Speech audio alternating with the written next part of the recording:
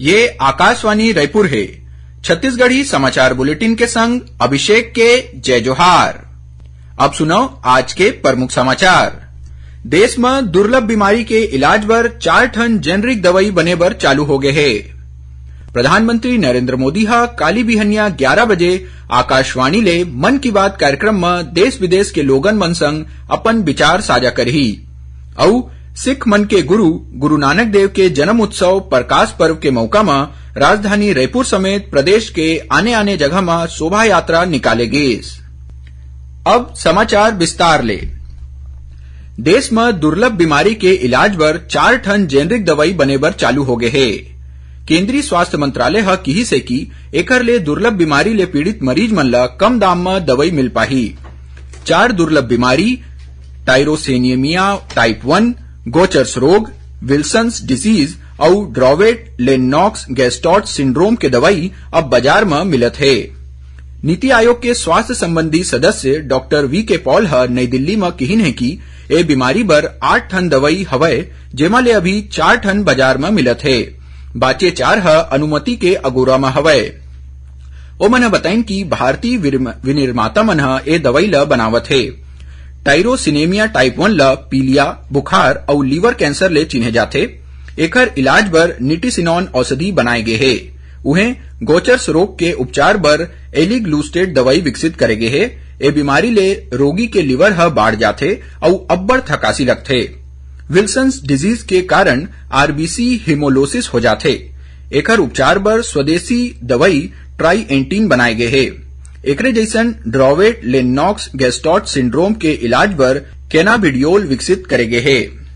राज्यपाल विश्वभूषण हरिचंदन ला भुवनेश्वर के Kalinga institute of social science DLitt के मानद उपाधि प्रदान करे है। उपाधि उला उड़ीसा के राज्यपाल रघुवर दास प्रदान करेन। ए सम्मान सामाजिक और सार्वजनिक जीवन में सक्रियता ले जन सेवा करे बर देगिस है।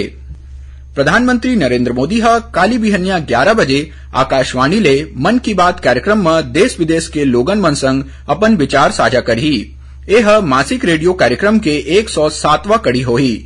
ये कार्यक्रम आकाशवाणी और दूरदर्शन के जम्मू नेटवर्क में प्रसारित करे जाही और आकाशवाणी समाचार के website news on AIR mobile app और नरेंद्र मोदी मोबाइल ऐप में घलो उपलब्ध होही।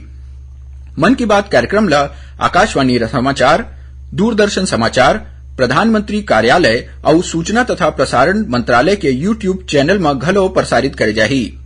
हिंदी प्रसारण के तुरते बाद एक कार्यक्रम के क्षेत्रीय भाषा मन में घलो प्रसारण करे जाही।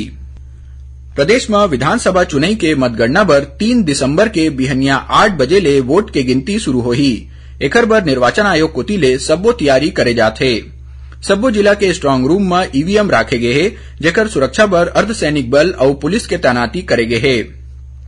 बीजापुर जिला के स्ट्रांग रूम में केंद्रीय सुरक्षा बल के संग स्थानीय पुलिस बल के ड्यूटी लगाए गए है। उहें आने आने पार्टी के कार्यकर्ता मन घलो निगरानी करत है। ए स्ट्रांग रूम में 245 ईवीएम मशीन ला सीसीटीवी कैमरा के नजर में राखे गए है। इस बीच बलरामपुर जिला में सहायक मुख्य निर्वाचन पदाधिकारी प्रकाश त्रिपाठी हा भेलवाडी में बनाए गए स्ट्रांग रूम के निरीक्षण करिन और अधिकारी मन ला मतगणना बर सबो तैयारी पूरा करे के निर्देश दिन। उहें कोंडागांव जिला के पुलिस अधीक्षक वाय अक्षय कुमार हा चिखलपुट्टी के आरक्षी केंद्र में पुलिस अधिकारी और कर्मचारी मन के परेड के निरीक्षण करिन।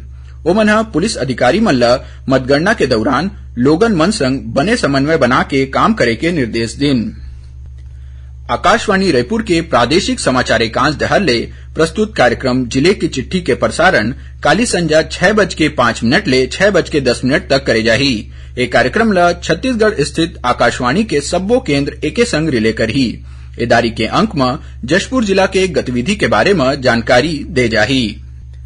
छत्तीसगढ़ी समाचार बुलेटिन आप मन आकाशवाणी रायपुर ले सुनत हव। छत्तीसगढ़ के खबर ले है आपकी वास्ता और खबर के विश्वसनीयता ले है हमार वास्ता।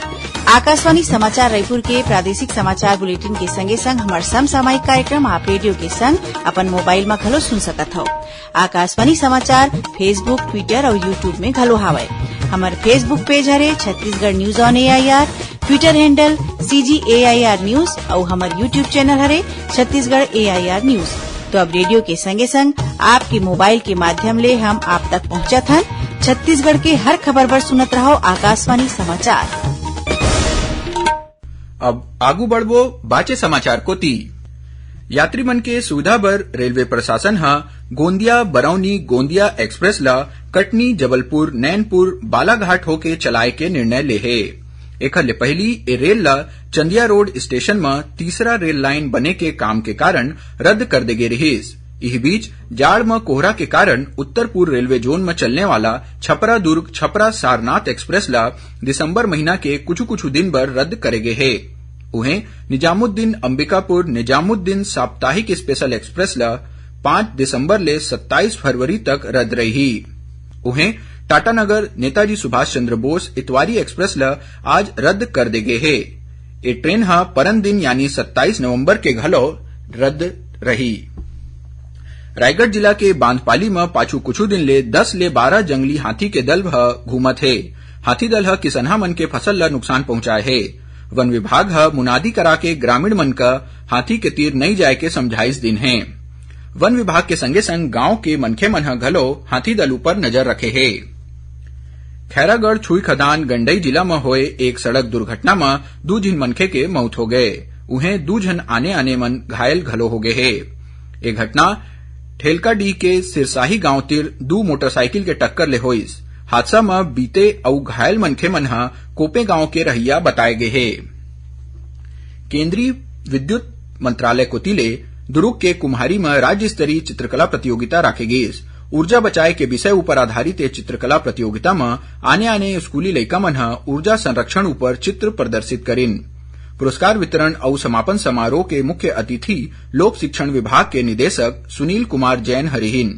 ओमन किहिन की जलवायु परिवर्तन के कारण ओकर प्रभाव पर्यावरण ऊपर घलो होवत हे। ओमन ऊर्जा बर आने स्रोत के उपयोग वगैरह के बात घलो करिन।